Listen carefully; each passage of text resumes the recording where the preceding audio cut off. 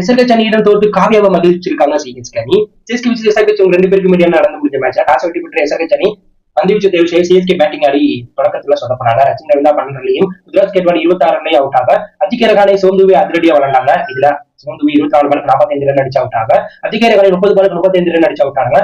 Jadeja 31 ரன்னும் M Dhoni 2 பாலுக்கு 1 run அடிக்க CSK 20 முடியல 5 விக்கெட் பேருக்கு 165 ரன் அடிச்சாங்க. சிஎஸ்கே அணி முதல் 10 ஓவருக்கு 80 ரன் அடிச்சாலும் அடுத்த 10 ஓவருக்கு சிஎஸ்கே அணி 70 ரன்னுக்கு கம்மியா தான் அடிச்சிருந்தாங்க. அந்த அளவுக்கு எஸ்ஆர்ஹெச் பந்து வீச்சு மரத்தானா இருந்துச்சு. திங்கட்கிழமை இருக்க எஸ்ஆர்ஹெச் அணியில அபிஷேக் சர்மா வெறும் 12 பாலுக்கு 37 ரன் 4 பவுண்டரி 3 6 அடிச்சு அவுட் ஆயிட்டு வெளில போக 24 பால பேஸ் பண்ணி 31 ரன் அடிச்சு அவுட் ஆக எஸ்ஆர்ஹெச் அணி பவர் பிளேயே 78 ரன்களுக்கு மேல அடிச்சாங்க. அதுக்கப்புறம் உள்ள வந்த மார்க்கரும் 36 பாலுக்கு 50 ரன் அடிக்க அதுக்கப்புறம் வந்த வீரர்கள் போட்டியை முடிச்சாங்க. எஸ்ஆர்ஹெச் அணி 18.1 ஓவர் முடியல 4 விக்கெட் பேருக்கு 166 ரன் அடிச்சதுனால 6 விக்கெட் வித்தியாசத்துல சிஎஸ்கே வீழ்த்தி பாயிண்ட் டேபிள்ல 5வது இடத்துல இருக்காங்க. சிஎஸ்கே 2 மேட்ச் தோத்தி 2 மேட்ச் ஜெயிச்சு பாயிண்ட் டேபிள்ல 3வது இடத்துல இருக்காங்க. சிஎஸ்கே எஸ்ஆர்ஹெச் டெல்லி கூட மோசமான முறையில வந்து பேட்டிங் வீசினதால தோத்துருக்காங்க. இதை பத்தி நீங்க என்ன நினைக்கிறீங்க? எஸ்ஆர்ஹெச்